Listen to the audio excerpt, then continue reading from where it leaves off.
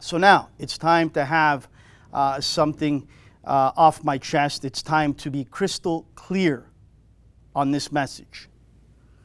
I don't want to make this us against them, meaning I don't want to make this us against the 3 MLS franchises. I don't want to make this us against MLS. Let me be crystal, crisp, and clear. And I'm looking right out there to you. First off, I've said this so many times. You can go back and watch all my shows. Go back and look at my Twitter. TFC, Montreal Impact, Vancouver Whitecaps. Thank you for giving the opportunity to Canadian kids.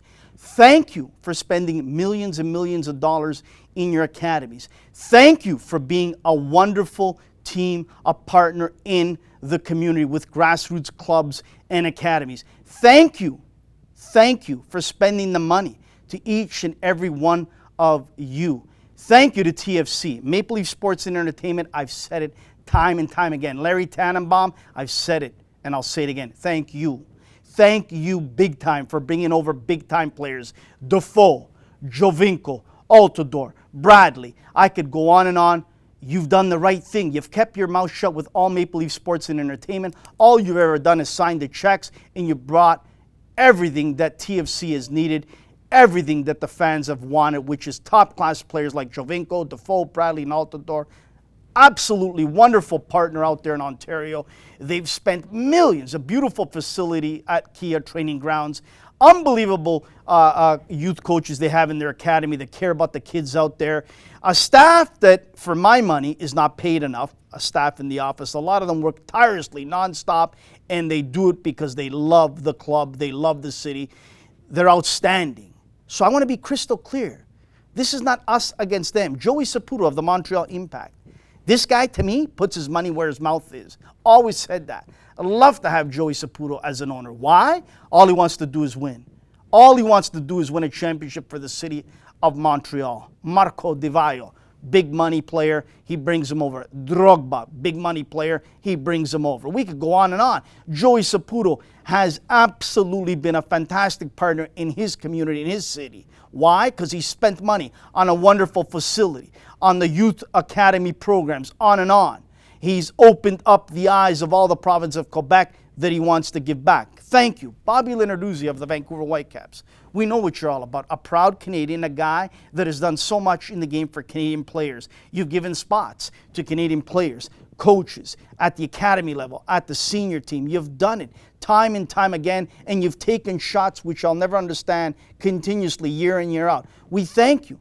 You've provided an avenue for a lot of youngsters in that Vancouver area that aspire to play for the Vancouver Whitecaps in MLS. I thank you.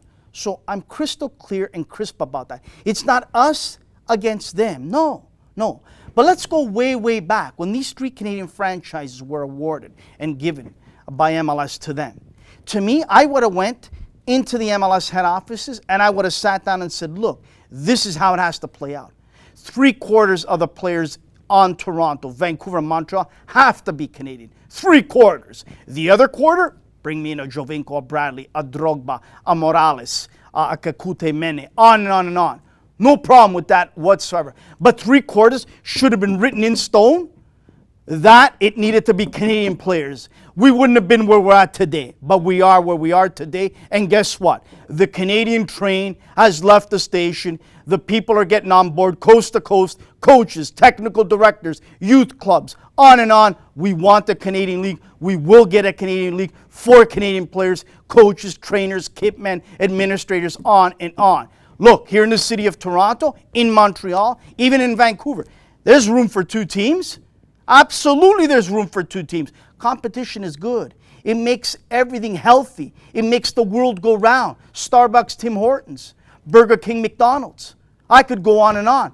Why can't we have a second Toronto team? Why can't we have a second Montreal team? Why can't we have a second Vancouver team? Why? Tell me why. Well, guess what? It's going to happen. That a Canadian League is going to kick off. And if we get all 3 of those major cities on board, great to start. If not, it'll be just outside of those major markets, and people will go and watch them, whether it's in a Vaughan, a Mississauga, a Brampton, whether it's in a Victoria, a Coquitlam, whether it's in outside of Montreal or Quebec, a city a few hours away. or wherever, maybe a Laval. It's coming. It's absolutely coming. But again, I want to be crystal clear. This is a league for Canadian players, not for reserves. Not for reserves, for Canadian professionals, for Canadian coaches, for Canadian trainers, Canadian kitmen. That's what the league is all about. That's what the league is going to be. Exactly that. This is not us against them, and I don't want to make this us against them. Look, I will be a Toronto FC supporter today, tomorrow, when the new Canadian League comes in, on and on. Why? I have respect for what they've done down there. They've done some fantastic things. Larry Tannenbaum, the board, Bill Manning. Yeah, even you, Tim Bazbachenko, you've signed the players that you believe is going to bring you a championship. I think you could be right this year or maybe next year, but you've done some good things as well. Greg Vanney, who keeps getting slapped left, right, and center, never shown respect. I keep showing him the respect. I got a lot of time for Greg Vanney as a coach and as a human being. He's wonderful. Out west, we know what Bobby Lenarduzzi has done. He's made sure that his senior squad is as best it can be and compete year in and year out, and he takes care of all the youth levels below with the academy and provide them all the tools they need. Montreal Impact, Joey Saputo, not enough words to describe how wonderful a job he's done in that system, letting people do their jobs. Yeah, sure, maybe he gets overzealous once in a while, but the guy wants to win, and it's his money. He should be on top of things. He should put his nose into things if he does, and if he doesn't, great. But it's his money. He should be able to speak up and ask questions. It's his money. But again, I don't want to make this us against them. I want it just to be as difficult for American players to come here, knock on the door when this league kicks off and say, hey, I'd like a job up here too. Guess what?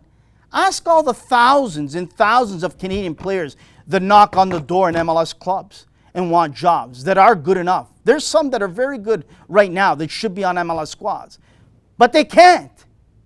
And we know why. All the rules that are put in place to the disadvantage of the Canadian player, disrespected, treated like a Brazilian, an Italian, a Portuguese, a player from Mexico. So now I want the same to happen. I'm not saying, you know, for 5-10 years down the road that I want it to be 100 all percent Canadian, but I want it to be at the start all Canadian. And if we're going to open up a couple spots, no problem. Then the Americans can come up and fight for those 2 spots over a Mexican, an Italian, a Portuguese, a Scottish, a German, a Spaniard.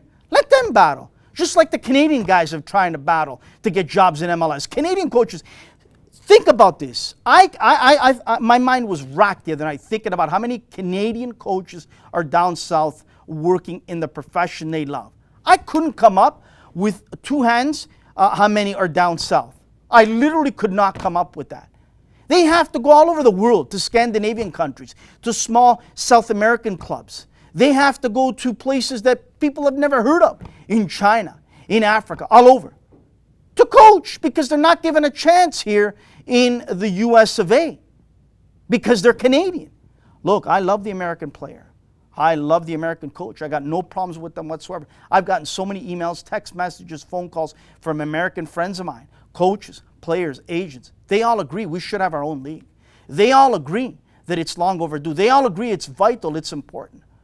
They understand my message and what I'm trying to get out there. It's vitally important. We have our own league.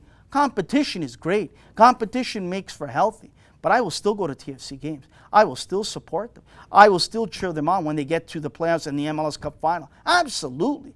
But I'll cheer even harder, louder, daily, weekly, monthly, yearly, for those Canadian clubs that are based in this new Canadian League. Why? Because I can tell you right now, it's not going to be 1 or 2 token Canadians on there. It's not. It'll be completely Canadian players. And again, let me stress, let me be clear. I thank TFC, Vancouver, and Montreal for giving the opportunity to these young Canadians. Because let's be honest, let's put the cards on the table. Because I've played that other side, and many have still to this day. Many out there have embarrassed, have put the spotlight, the floodlight on Vancouver, TFC, and Montreal to play Canadian kids. Some of them aren't even that good, but they give them the spot. They keep their mouth shut to keep everyone happy in those cities. And I thank them for that. I thank them for that because they never got the playing time, and they need the playing time to develop. But these 3 Canadian squads in MLS, unfortunately, have to play some of these guys because the spotlight, the floodlight is on them. Some of them are good enough, some of them are not. So I thank them for that. And I feel bad that, you know, all the attention has gone to them all these years because people have yelled and screamed, why aren't you playing more Canadian kids? Why aren't you giving Canadian coaches a chance? They're private businesses. They're owned privately by big companies or individuals. Why should we put our nose in their business? Why should we tell MLS and you got to play Canadian kids? You got to put a Canadian coach. Why? Why should I tell Joey Sputo, where's the Canadian players? Where's the Canadian coach? Bielo's a Canadian coach, by the way. Why should we tell Leonard Ducey the same thing? I thank them. But now it's our turn to take care of our own, to develop our own, to give them 90 minutes plus, to let our coaches coach, on and on and on. It's our turn. And I'm not going to stop. Not today, not tomorrow, not next week. This fat, obnoxious, local shock jock, proud Canadian guy here ain't going to stop. I'm not. And I'll finish off with this. If I was working down south when MLS was in the talking stages in the first phase, as a Canadian, if I was working down there in the sports media industry, whether in print or in TV or in radio, I wouldn't dare as a Canadian put my nose into the business of the Americans in the league that they wanted to get going. Who am I? What right do I have to put my nose into their business? So all you out there that are living here in this country, yeah, you might be dual citizens, that's fine. But at one point, you're a first American, and then somehow you became a Canadian, whether by marriage or whether by your choice you wanted to, and we welcome you, and we open up our arms and say, welcome. Keep your mouth shut. I'm born and raised in Canada. This is our league. We have to take care of our own. I wouldn't put my nose in the business when MLS was in the talking stages to say, that's not going to fly, the level's going to be lower than this, on and on and on. Keep your mouth shut.